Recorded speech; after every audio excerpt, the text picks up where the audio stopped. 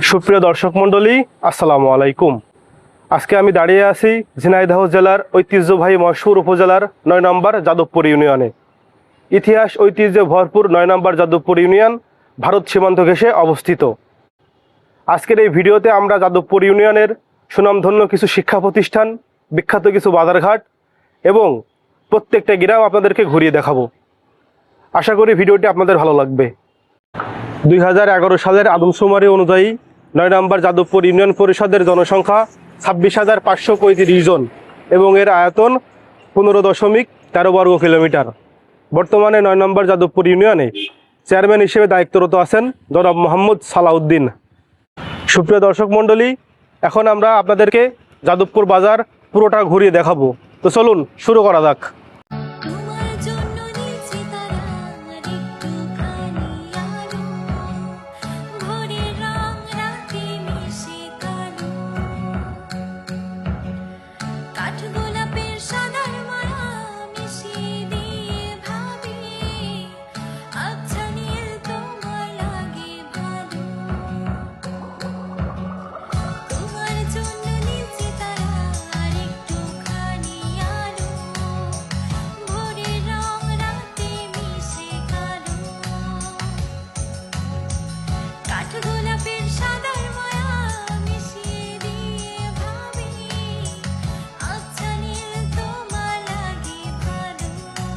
সুপ্রিয় দর্শক মণ্ডলী, এখন আমরা আছি কৃষ্ণপুর দাখিল মাদ্রাসায়।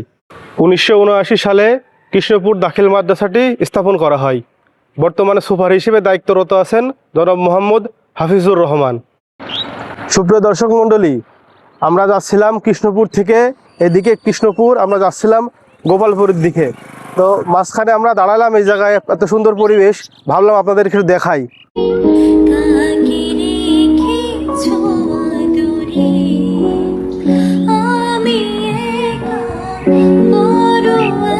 সুপ্রিয় দর্শক মণ্ডলী, এখন আমরা আছি বেতবাড়িয়া সরকারি প্রাথমিক বিদ্যালয়ের সামনে। ২০০১ সালের শিক্ষা জরিপ অনুযায়ী ৯ নম্বর যাদবপুর ইউনিয়নের শিক্ষার হার ৪৫%। সরকারি প্রাথমিক বিদ্যালয় আছে ৬টি এবং বেসরকারি প্রাথমিক বিদ্যালয় আছে ৯টি।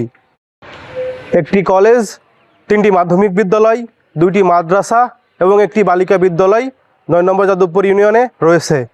বেতবাড়িয়া সরকারি প্রাথমিক বিদ্যালয় ১৯৯০ সালে স্থাপন করা হয়। ৯ নম্বর যাদবপুর ইউনিয়নে মোট গ্রাম আছে ১৯টি।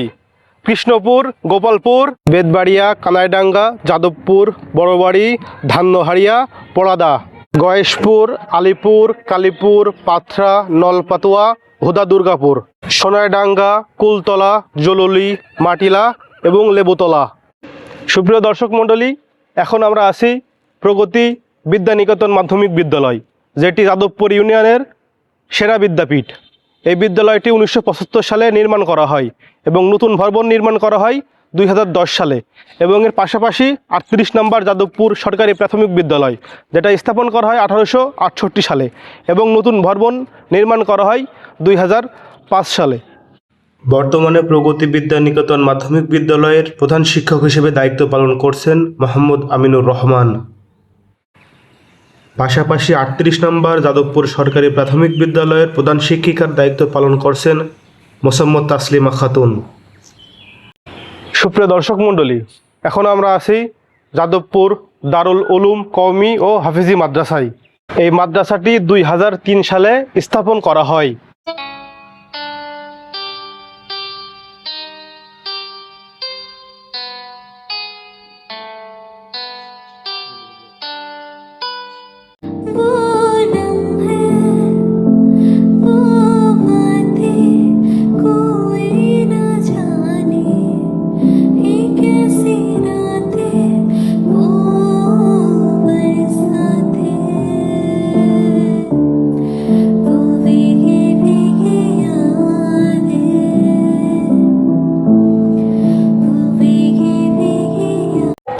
সুপ্রিয় দর্শক মণ্ডলী, যাদবপুর ইউনিয়নে মোট মৌজার সংখ্যা ১৭টি।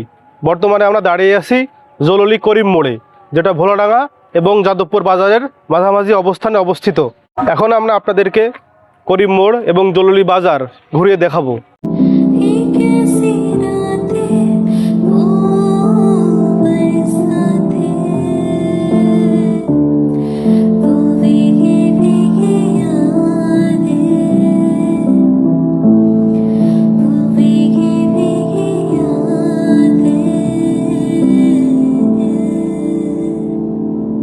সুপ্রিয় দর্শক মণ্ডলী, এখন আমরা আছি জলুলি বাজার সংলগ্ন যে ব্রিজটা আছে সেই ব্রিজের উপরে।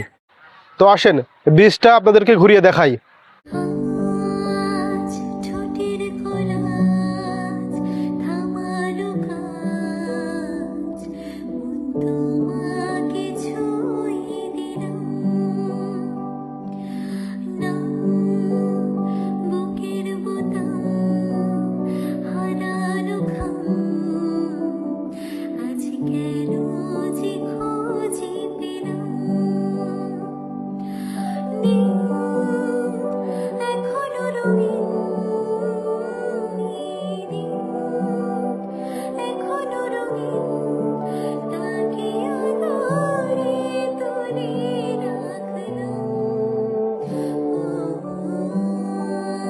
সুপ্রিয় দর্শক মণ্ডলী, এখন আমরা আছি জলুলি মডেল মাধ্যমিক বিদ্যালয়ের সামনে।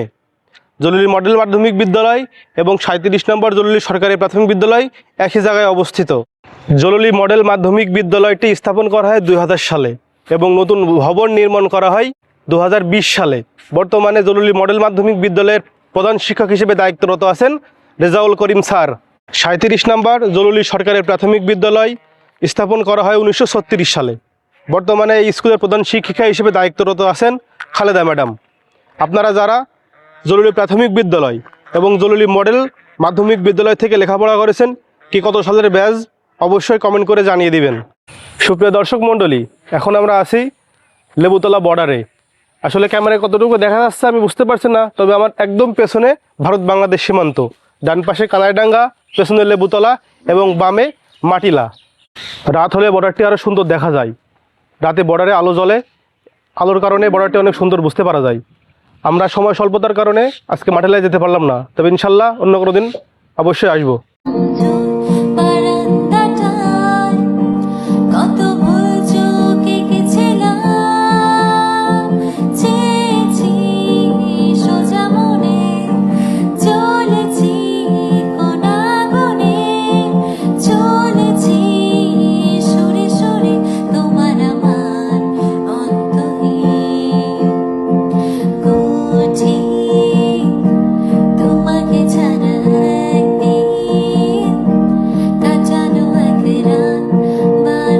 সুপ্রিয় দর্শক মণ্ডলী, আমরা এখন আছি যাদবপুর কলেজের সামনে। যাদবপুর কলেজটি 2004 সালে স্থাপন করা হয় এবং নতুন ভবন নির্মাণ করা হয় 2018 সালে। আসুন যাদবপুর কলেজটা ঘুরে দেখি।